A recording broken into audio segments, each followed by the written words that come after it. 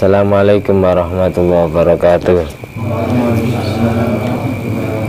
Alhamdulillahirabbil alamin alladzi bi ni'mati tatimmus sholihat wa bi dzikri sulahaihi tatanazzalur rahmat wal barakat.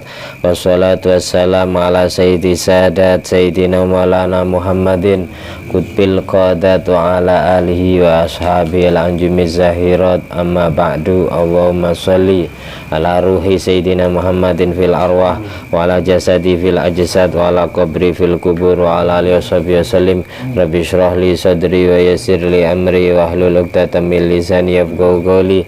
Rabbi zidni ilma warzuqni fahma. Allahumma iftah alaina futuhal arifin waj'alna khalisatan liwajhikal karim. Allahumma iftah alaina futuhal arifin waj'alna khalisatan liwajhikal karim. Allahumma iftah alaina futuhal arifin waj'alna khalisatan liwajhikal karim.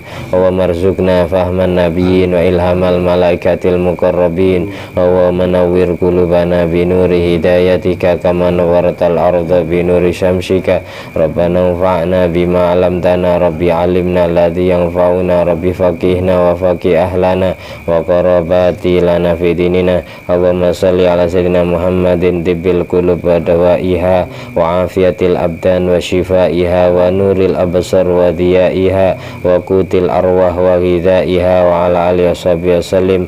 Allahumma shalli ala sayyidina Muhammadin wa ala ali sayyidina Muhammad madanil judi wal karam mambail ilmi wal hilmi wal hikami wa barik wasallim. Alhamdulillahirabbil alamin. Di malam hari ini kita akan membacakan kitab Qurratul Uyun, tepatnya muqaddimah, pembahasan tentang kesunnatan membaca alhamdulillah. Wal kalam alal hamdi aidon kasirun syahirun fala nutilu bihi falnadhkur ba'dal ahadisil warida fi fadli.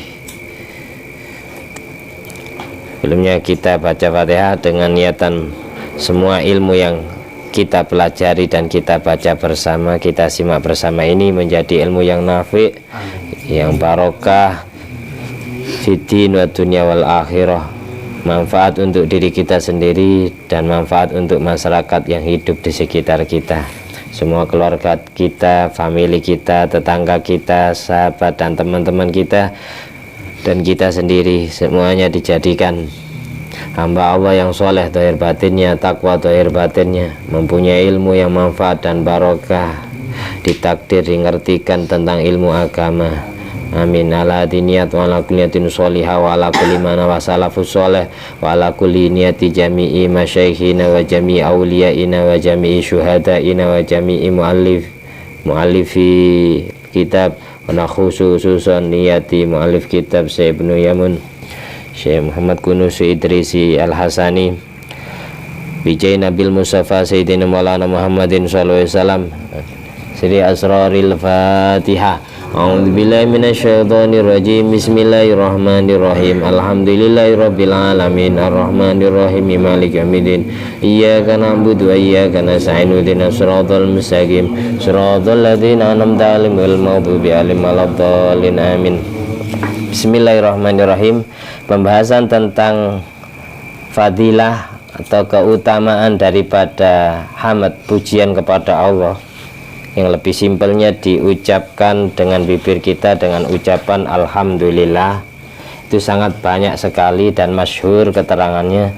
Musannaf sengaja tidak memperpanjang keterangan tentang basmalah, dan beliau menyebutkan sebagian hadis-hadis yang kewarid, yang terkutip, ternukil tentang riwayat keutamaan daripada orang yang membaca alhamdulillah. Fanaqul, beliau berkata, akhrajal hakim wal baihaqi an Jabir bin Abdillah radhiyallahu anhu qala Rasulullah sallallahu alaihi wasallam ma an amallah ala abdin min ni'matin faqala alhamdulillah illa adda syukraha. Hadis riwayat Imam Hakim dan Imam Baihaqi dari rentetan hadisnya sahabat Jabir bin Abdillah. Rasulullah pernah bersabda, tidaklah kenikmatan yang Allah berikan kepada hamba Lantas hamba yang diberi kenikmatan itu mengucapkan alhamdulillah, mulutnya alhamdulillah, hatinya alhamdulillah, maka dia dianggap sebagai orang yang bersyukur, yang berterima kasih kepada Allah. Ketika dianggap sebagai orang yang bersyukur kepada Allah, yang jelas kenikmatan bisa yazdad, bertambah. La in syakartum la azidannakum wa la in kafartum, jikalau tidak mau bersyukur, la in syakartum la azidannakum wa la in kafartum inna adzabi lasyadid. Sesungguhnya siksaan Allah pedih. Di antara mensyukuri kenikmatan, kayak kita diberi kenikmatan, diberi rezeki berupa ilmu pengetahuan. Ilmu itu cara mensyukurinya gimana ya? Diamalkan. Setelah kita ngaji, setelah kita mengkoleksi, baru kita amalkan, kita buktikan dalam kehidupan kita sehari-hari. Itu diantara mensyukuri nikmat berupa ilmu, ya, diamalkan. Setelah diamalkan sendiri, baru diajarkan kepada orang lain. Ini berarti syukur. Barang siapa yang diberi kenikmatan lalu disyukuri dengan ucapan alhamdulillah, saya sudah dapat ilmu. Makanya ada riwayat Habib Ahmad bin Hasan Al-Attas, Habib Ali bin Muhammad bin Husain Al-Habsyi, pengarang Maulid Simtudurar, itu kalau habis tolabul ilmi yang dibaca doa setelah belajar, itu yang dibaca doa setelah makan. Alhamdulillah alladzi at'amani hadza ta'am min ghairi haulin minni wala quwwatin. Alhamdulillah alladzi at'amani hadza wa razaqanihi min ghairi haulin minni wala quwwatin. Segala puja dan puji hanya milik Allah yang telah memberikan makanan ilmu kepada roh saya. Kalau makanan nasi itu makanannya jasmani, tapi kalau ilmu itu makanannya roh, rohani kita. Segala puja dan puji hanya milik Allah yang melimpahkan, yang telah memberikan rizki yang berupa makanan ilmu tanpa daya dan kekuatan yang datang dariku, min ghairi haulin minni wala quwwatin. Berarti ilmu itu juga termasuk kenikmatan, ilmu itu juga termasuk rizki. Kalau makanan jasmani kita, maka ilmu makanan rohani kita. Bahkan di kitab Nihayatuz Zain itu, barang siapa yang sehabis makan baca doa alhamdulillah alladzi at'amani hadzat ta'am wa razaqani min ghairi haulin minni wala quwwatin, itu dosa-dosanya diampuni oleh Allah, dosa yang akan datang dan dosa yang sudah dilakoni. Hati fadilah membaca alhamdulillah, mensyukuri nikmat makanan jasmani maupun makanan rohani, itu fadilahnya dapat melebur dosa kita yang akan datang dan yang sudah lalu. Itu fadilahnya. Habib Ali bin Muhammad bin Husain Al-Habsyi habis tolabul ilmi pasti setiap dapat ilmu beliau, setiap dapat ilmu beliau syukuri. Alhamdulillah alladzi at'amani hadzat ta'am wa razaqani min ghairi haulin minni wala quwwatin. Yang dibaca doa setelah makan. Karena beliau menganggap ilmu itu makanan rohani, sedang nasi itu makanan jasmani.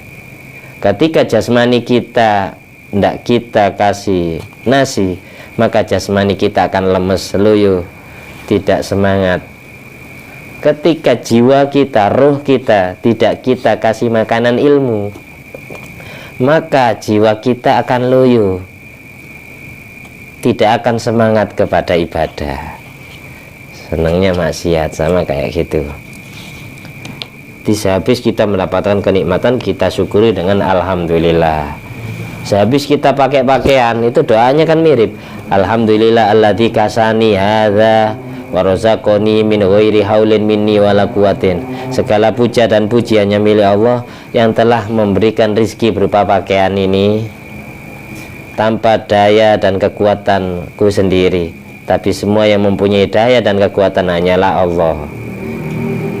Tanpa dikasih rizki pakaian saya mungkin telanjang, tanpa dikasih rizki makanan mungkin saya kelaparan, tanpa saya dikasih rizki nasi oleh Allah, jasmani saya pasti lemes. Tanpa saya dikasih rizki ilmu, niscaya saya tidak akan mengenal namanya ibadah. Gara-gara tahu ilmu, jadi kita tahu caranya ibadah yang benar. Kayak gitu, makanya wajib disyukuri. Mulut mengucapkan alhamdulillah, tapi hati juga alhamdulillah. Barang siapa yang membaca alhamdulillah satu kali sehabis mendapatkan kenikmatan, maka dia dianggap orang yang mensyukuri kenikmatan Allah. Fa in qala saniyata jaddadallahu lahu sawaban. Kalau sampai mengucapkan alhamdulillah yang kedua kalinya, mengucapkan alhamdulillah yang kedua kalinya, Allah perbaharui pahala berikutnya. Jadi ucapan alhamdulillah pertama dengan alhamdulillah berikutnya itu beda pahala, beda gaji, ibaratkan orang kerja. Fa in qala salisata, kalau dia ngucapin alhamdulillah yang ketiga kalinya, ghafarallahu lahu dzunubah, Allah ampuni semua dosanya. Makanya tadi saya bilang, saya mengkutip kitab Niyatul Zen ya. Orang yang habis pakai pakaian baca doa setelah pakai pakaian tadi. Orang yang habis makan baca doa setelah makan tadi. Orang habis baca ilmu baca doa mirip seperti doa setelah makan tadi. Itu dosanya diampuni oleh Allah. Yukaffirus sanatal madhiya wal mustaqbilah, dapat melebur dosa-dosanya yang sudah lalu dan yang akan datang. Sama kayak fadilah orang puasa Arafah. Sekarang pas 9 Arafah, 9 Dzulhijjah ya, itu fadilah puasanya dapat melebur dosa yang akan datang dan dosa yang sudah lalu. Fadilah puasa Arafah beda dengan puasa Asyura. Kalau Asyura dapat melebur dosa mustaqbilah, dosa yang akan datang.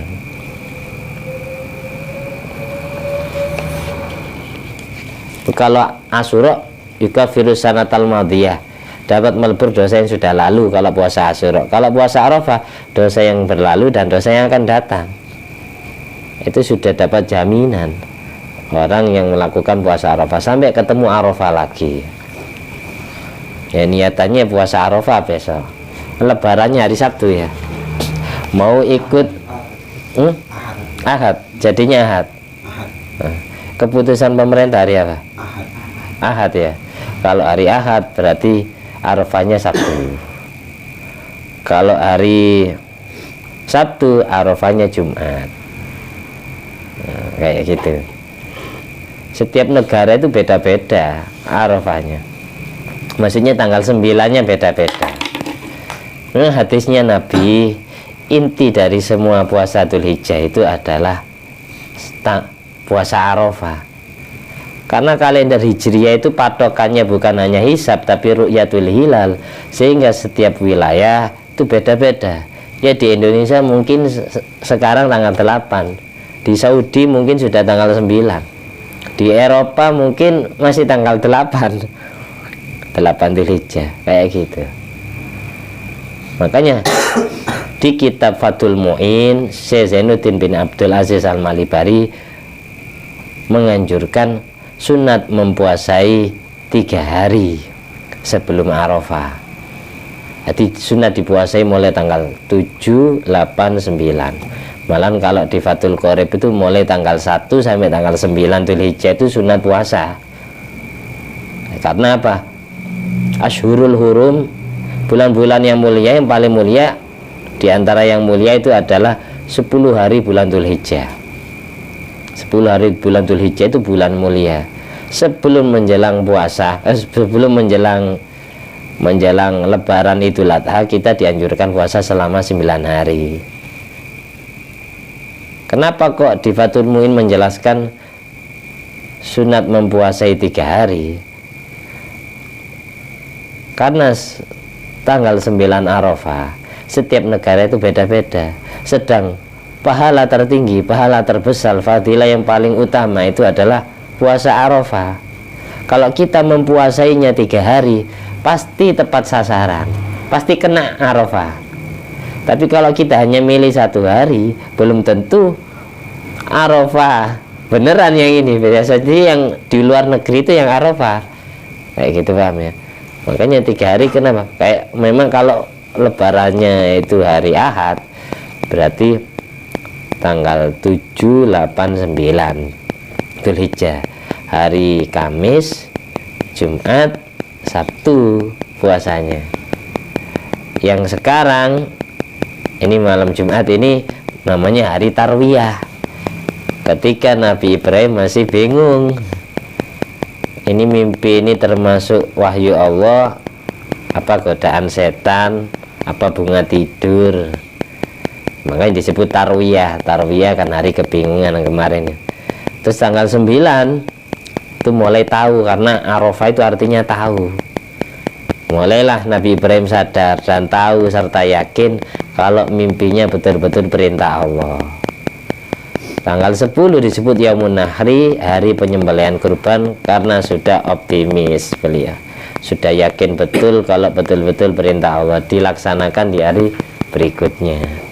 Makanya sekarang ini kalau niat puasa, kalau besok puasa ya puasanya Tarwiyah.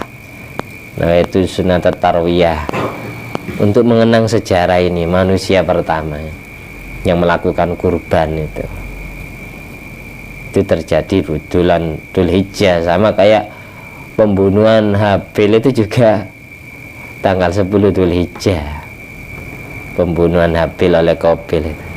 Makanya pas diturunkan di zaman Nabi Ibrahim menyembelih Nabi Ismail tanggal 10 Dzulhijjah juga, kambingnya diturunkan lagi ke bumi pas 10 Dzulhijjah. Diteruskan oleh syariat Nabi kita jadi syariat hari raya kurban. Inna atainakal kausar fasholli li rabbika wanhar. Fasholli, salatlah Idul Adha, wanhar, dan sembelihlah kurban. Inna syani'aka huwal abtar. Sesungguhnya orang yang mencaci makimu, yang menggosipmu, dialah yang abtar, yang putus nasabnya.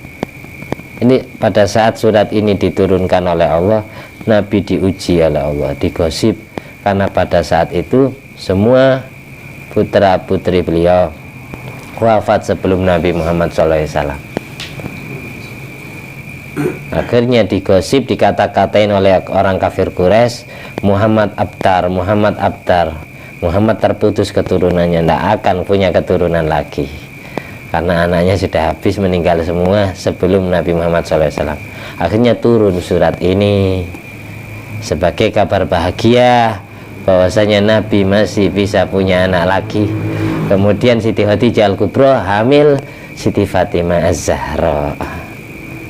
Sehabis menyembelih kurban dikaruniai janin, anak yang akan dilahirkan yang bernama Siti Fatimah Az-Zahra. Di semua anak cucunya Nabi itu anak cucunya Siti Fatimah Az-Zahra yang masih hidup sekarang itu. Yang lain tidak ada sudah. Kita lanjut ke kitabnya lagi. Hati orang yang baca alhamdulillah pertama itu dianggap mensyukuri nikmat Allah. Orang yang baca alhamdulillah yang kedua kalinya akan ditambahkan pahala yang baru oleh Allah. Orang yang baca alhamdulillah yang ketiga kalinya baru diampuni dosanya oleh Allah. Lentur semua. Itu hadis riwayat Imam Baihaqi dari sahabat Jabir bin Abdillah. Wa akhrajahu Dailami wa ani bin Umar radhiyallahu anhu ma inna nabiyya sallallahu alaihi wasallam qala. Diriwayatkan dari sahabat Abdullah bin Umar bin Khattab radhiyallahu an, aktsiru minal hamdulillah fa inna laha ainaini wa janahaini tusalli fil jannah tastaghfiru liqailiha ila yaumil qiyamah. Hadis riwayat dari Abdullah bin Umar. Ibnu Umar meriwayatkan bahwa Nabi Muhammad SAW pernah bersabda, perbanyaklah baca alhamdulillah. Setiap kita merasa mendapatkan kenikmatan, langsung disyukuri seketika, alhamdulillah. Jangan nunggu baca alhamdulillahnya sehabis sholat. Sehabis sholat fardu kan kita sunat baca subhanallah 33, alhamdulillah 33, baru Allahu Akbar 33, ditutup la ilaha illallah 1 pas 100 ya.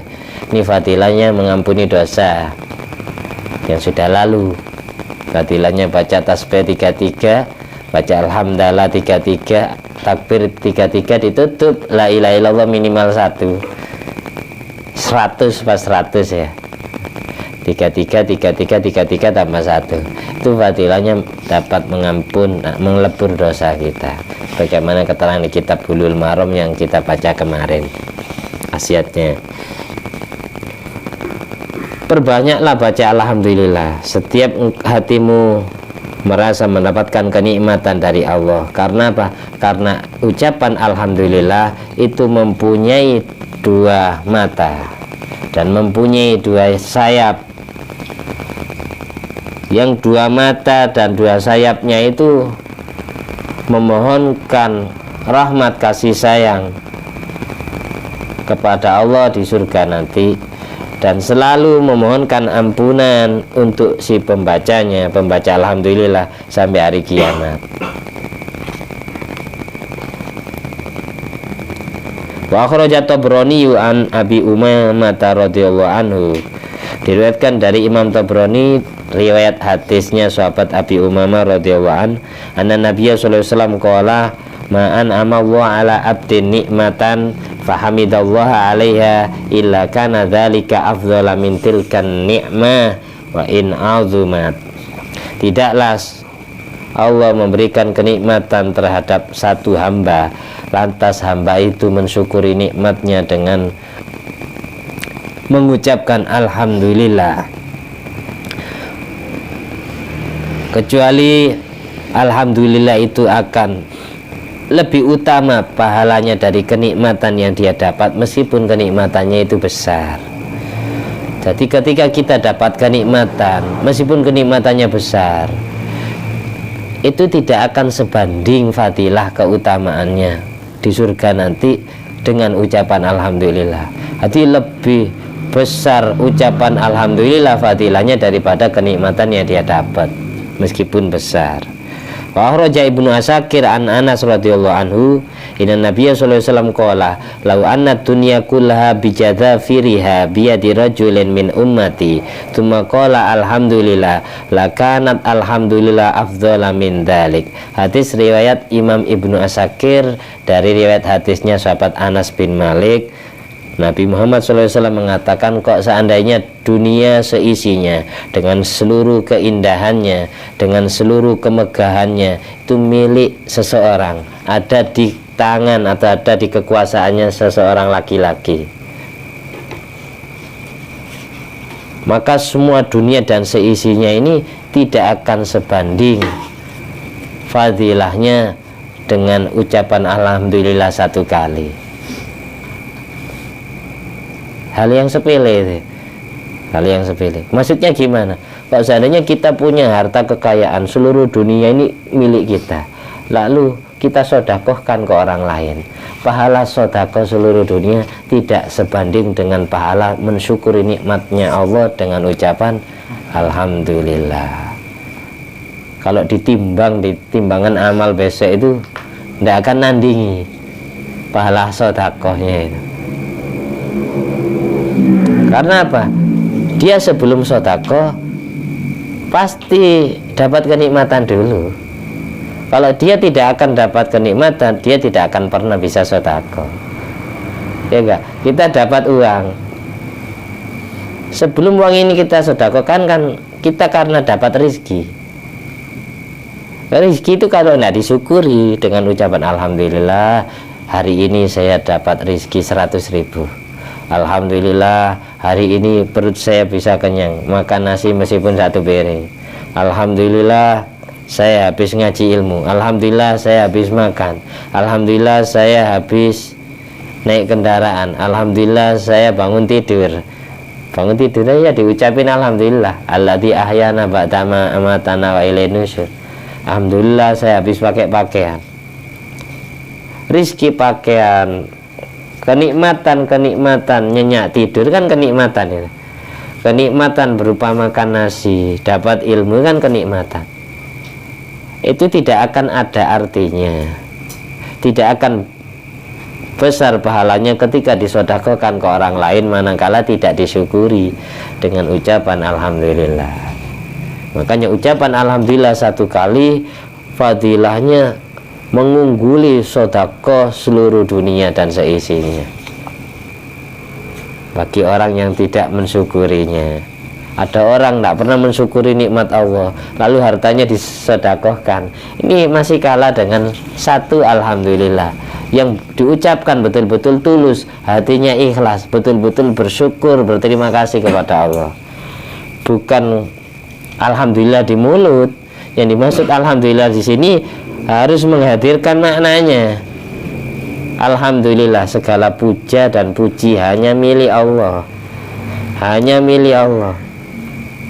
Tanpa daya dan kekuatan dari Allah, saya tidak akan sanggup mendapatkan rizki ini.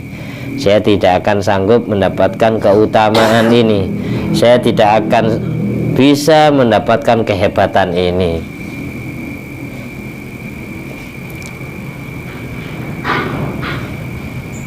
Wa fi hadisin man qala subhanallah kutibat lahu asyru hasanat. Wa man qala la ilaha illallah kutibat lahu isrun. Wa man qala alhamdulillah kutibat lahu salasun. Di dalam sebuah hadis diriwayatkan, barang siapa yang mengucapkan subhanallah, dia tidak mendapatkan kebaikan 10. Barang siapa yang mengucapkan la ilaha illallah, dia dapat kebaikan 20. Barang siapa yang mengucapkan alhamdulillah, dia dapat kebaikan 30. Wala yu'aridu hadisun afdalu ma qultuhu ana wan nabiyyuna min qabli la ilaha illallah. Hadis barusan tidaklah bertentangan dengan hadis yang menyatakan paling utamanya ucapan yang aku ucapkan dan diucapkan oleh para nabi sebelumku adalah la ilaha illallah. Tidak mentiadakan itu. Karena apa? Di anna tasbih wa tahmid tahlilun wa ziyadah. Karena ucapan tasbih, ucapan subhanallah dan ucapan tahmid alhamdulillah itu juga disebut tahlil dan ziyadah. Nah, itu. Jadi orang baca alhamdulillah itu dapat 30 kebaikan. Orang baca la ilaha illallah dapat 20. Orang baca subhanallah dapat berapa tadi? 10. Masih gedean alhamdulillah karena mensyukuri. Kalau subhanallah ini takjub, gumun, kagum dengan kehebatan Allah. Itu subhanallah, ketemu orang ganteng misalnya, subhanallah ganteng gitu.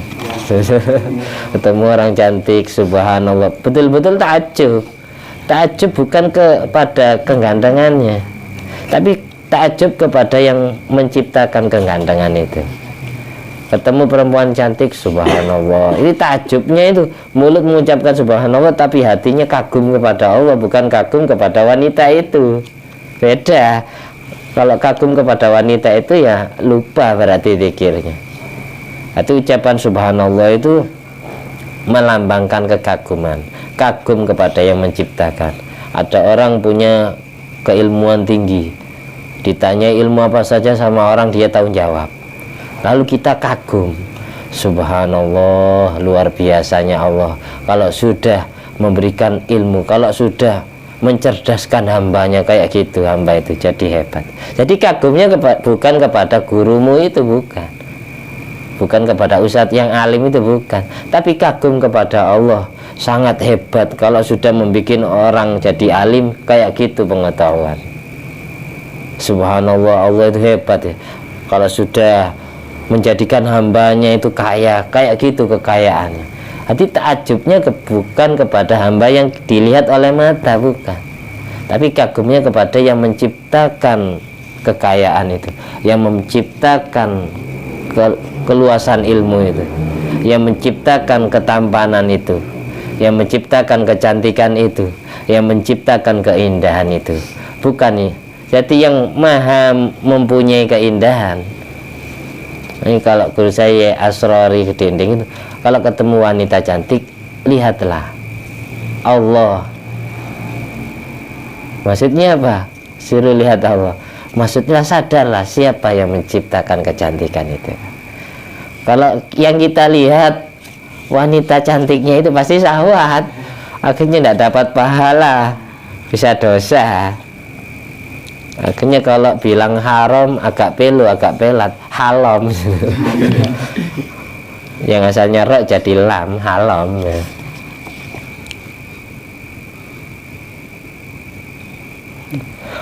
Warawal Khatib, Imam Khatib Asy-Syarbini meriwayatkan alhamdulillah samaniyatu ahrufin. Ucapan alhamdulillah itu ada 8 huruf.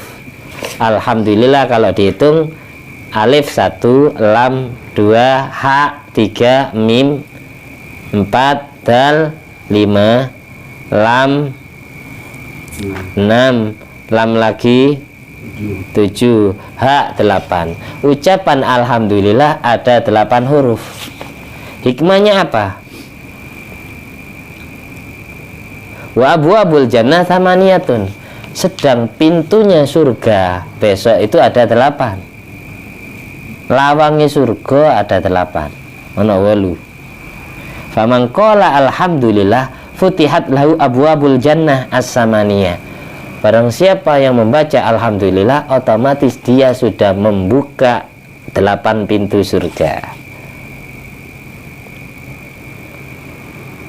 Tsumma innahu yajibu 'alal abdi ayat tarifa annahu ajizun anil ityan bihaqiqati hamdilillah ta'ala wa syukri. Wajib bagi seorang hamba meyakini dan mengakui bahwa dirinya tidak akan pernah sanggup mendatangkan pujian, mendatangkan syukur dengan sebenar-benarnya. Tidak ada satupun hamba yang bisa mendatangkan hakikatnya pujian, hakikatnya syukur kepada Allah. Harus mengakui, hatinya harus mengakui. Tidak ada satupun hamba yang sanggup mendatangkan hakikatnya pujian dan sanggup mendatangkan hakikatnya syukur sebenar-benarnya kepada Allah. Wa annahu la yaqdir ayatiya bi ihsaiya, dan dia tidak akan pernah sanggup menghitung-hitung kenikmatan Allah yang dia syukuri, kenikmatan Allah yang layak dia puji. Dia tidak akan sanggup. Setiap hamba itu harus yakin dirinya tidak akan pernah bisa memuji Allah dengan sebenar-benarnya. Dirinya tidak akan pernah bisa bersyukur kepada Allah dengan sebenar-benarnya syukur. Karena apa? Karena yang mentakdir mulutnya hamba itu, hatinya hamba itu bisa mengucapkan alhamdulillah, itu adalah Allah. Seolah-olah ucapan kita alhamdulillah itu formalitas, bukan daya dan kekuatan kita sendiri, tapi Allah yang menyetir bibir kita, Allah yang mengarahkan lidah dan hati kita untuk ingat kepada Allah, untuk menyebut nama Allah. Jadi tidak ada satupun hamba sebenarnya memuji, mendatangkan hakikatnya pujian kepada Allah. Karena yang mentakdir dia bisa memuji Allah, ya Allah sendiri. Ketika dia memuji Allah, dia Allah yang ngasih pahala. Paham maksud saya? Makanya ada doa Allahumma a'inna ala dzikrika wa syukrika wa husni ibadatik. Nabi mengajarkan kepada hamba sunat baca doa ini sehabis sholat, dubura kulli sholatin.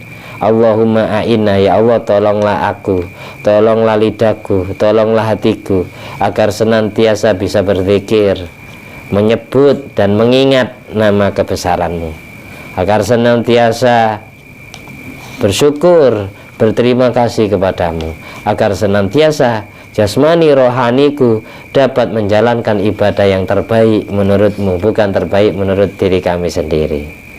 Karena semua hamba bisa ditakdir ibadah, bisa ditakdir menjauhi maksiat karena daya dan kekuatan Allah, bukan daya dan kekuatannya sendiri. Makanya tadi doa sehabis makan, alhamdulillah alladzi at'amani hadzat ta'am wa razaqanihi min ghairi haulin minni wala quwwatin. Yang telah merizkikan makanan kepada saya tanpa daya dan kekuatan saya sendiri, tapi daya dan kekuatan Allah. Bisa mentakdir saya dapat makanan nasi, bisa mentakdir saya dapat makanan ilmu pengetahuan, kayak gitu. Jadi tidak ada satupun hamba yang bisa mendatangkan hakikatnya pujian dan syukur kepada Allah dengan sebenar-benarnya. Walidha kana alaihi salatu wassalam yaqul, oleh karena itu Nabi ketika berdoa beliau menyatakan gini, la uhsi sana'an alaik anta kama asnaita ala nafsik. Aku tidak bisa menghitung pujian kepadamu sebagaimana engkau memuji dirimu sendiri. Aku tidak bisa mengucapkan alhamdulillah sebagaimana engkau mentakdir mulutku mengucapkan alhamdulillah. La uhsi sana'an alik, aku sebenarnya tidak bisa menghitung pujian kepadamu kama asnaita ala nafsik, sebagaimana engkau puji dirimu sendiri. Jadi yang mentakdir hamba bisa muji Allah, ya Allah. Yang mengatur mulutnya, yang mengatur hatinya bisa menyebut Allah, mengingat Allah itu ya Allah sendiri.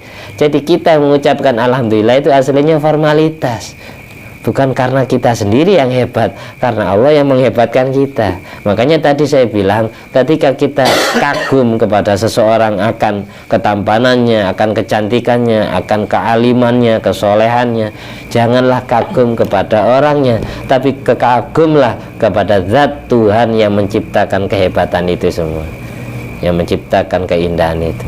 Jadi jangan sampai lupa belajar. Orang belajar tidak langsung bisa. Setiap menjumpai hal-hal yang menakjubkan hati, membuat hati kita terpukau, terpesona, ya, itu langsung alhamdulillah, subhanallah, tapi kagumnya tetap kepada Allah, bukan kepada makhluknya.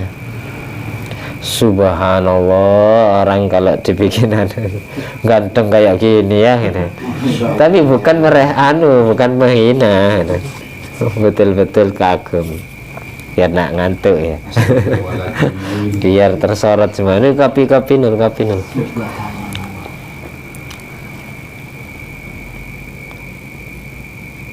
Wayurwa diriwayatkan. Kurang 2 hadis lagi, setelah ini kita tutup.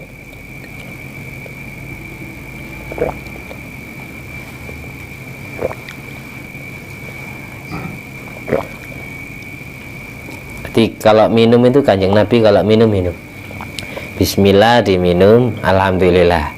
Lalu sebelum minum lagi bismillah diminum, alhamdulillah. Bernafas bismillah diminum, alhamdulillah. Jadi Nabi Muhammad SAW itu kalau minumnya 3 kali nafas, tapi diawali bismillah hamdalah, bismillah hamdalah, bismillah hamdalah. Itu fadilahnya.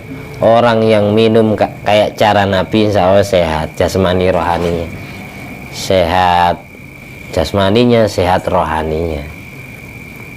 Orang yang ahli maksiat berarti rohaninya masih belum sehat, sakit. Orang yang malas ibadah berarti rohaninya sakit. Orang yang malas makan, malas aktivitas berarti jasmaninya yang sakit. Makanya lidah itu, lidahnya orang sakit merasakan makanan selezat apapun ya tidak akan berasa di lidah, tidak akan berasa nikmat meskipun makanan itu hobinya, kesukaannya. Ada orang hobinya makan bakso, suatu saat dia sakit, dia tidak akan menikmati bakso itu lezat. Lidahnya orang sakit itu tidak akan merasakan bakso itu enak. Makanan yang rasanya manis, pahit, kecut, asin tidak ada bedanya, semuanya itu tidak enak bagi orang sakit. Orang yang hatinya masih kotor dengan kotoran dosa, hatinya mempunyai watak-watak yang jelek, hatinya kotor, masih atos, juga demikian tidak akan pernah merasakan kelezatan manisnya nyembah Allah, tidak akan khusyuk hatinya, tidak akan merasakan nikmat sholat, baca Quran, karena hatinya sakit. Sama kayak lidahnya orang sakit tadi, tidak lezat, ibadahnya tidak lezat. Wa yurwa diriwayatkan anna Musa alaihissalam qala ya Rabbi mata ablughu hamdaka wa syukraka wa hamdi wa syukri nikmatun minka. Nabi Musa bin Imran alaihissalatu wassalam, beliau pernah mengadu kepada Allah, ya Allah, bagaimana mungkin aku bisa memujimu, aku bisa bersyukur kepadamu, berterima kasih kepadamu, sedang pujian dan syukur itu adalah kenikmatan darimu. Bagaimana mungkin aku dikatakan orang yang memuji kepadamu ya Allah, padahal yang mentakdir mulutku, yang mentakdir hatiku bisa memuji dan bersyukur kepadamu adalah dirimu sendiri. Mata abluhu, hamdaka wa syukraka wa hamdi wa syukri nikmatun minka. Kapan aku bisa nyampe kepada derajat memujimu, derajat bersyukur kepadamu, berterima kasih kepadamu, sedang pujian dan syukur itu kenikmatan darimu, engkau yang mentakdirnya. Jadi seolah-olah aku ini sebenarnya tidak memuji engkau, tapi engkau sendiri yang mentakdir mulutku, hatiku bisa memujimu, bisa bersyukur kepadamu. Kapan saya dianggap sebagai hambamu yang memuji kepadamu ya Allah? Sedang pujian dan syukur itu engkau yang mentakdirkannya. Jadi kayak formalitas saya ini, katanya Nabi Musa. Lalu Allah jawab, faqala lahu mata arafta annaka ajizun an hamdi faqad hamidtani. Wahai Musa, ketika hatimu sadar kapan engkau saya anggap sebagai orang yang memuji aku, ketika hatimu sadar bahwasanya yang memuji sebenarnya itu bukan kamu sendiri, yang mentakdir pujian itu adalah aku, pada saat itulah engkau saya anggap sebagai orang yang memujiku. Pada saat itulah engkau saya anggap sebagai orang yang bersyukur kepadaku. Ketika hatimu sadar yang mentakdir pujian dan syukur itu adalah aku, Allah sendiri. Jadi setiap kita memuji, hati kita harus sadar, alhamdulillah, mulut saya bisa mengucapkan alhamdulillah, hati saya bisa mendorong mulut untuk mengucapkan alhamdulillah. Itu karena Allah yang menyetir lidah dan hatiku, bukan karena aku sendiri yang hebat. Ketika hati kita sadar kalau Allah lah yang mentakdirkan, di saat itulah kita dianggap orang yang memuji Allah. Di saat itulah kita dianggap orang yang bersyukur kepada Allah. Di saat hati sadar kalau tidak akan sanggup mendatangkan hakikatnya pujian syukur dengan sebenar-benarnya.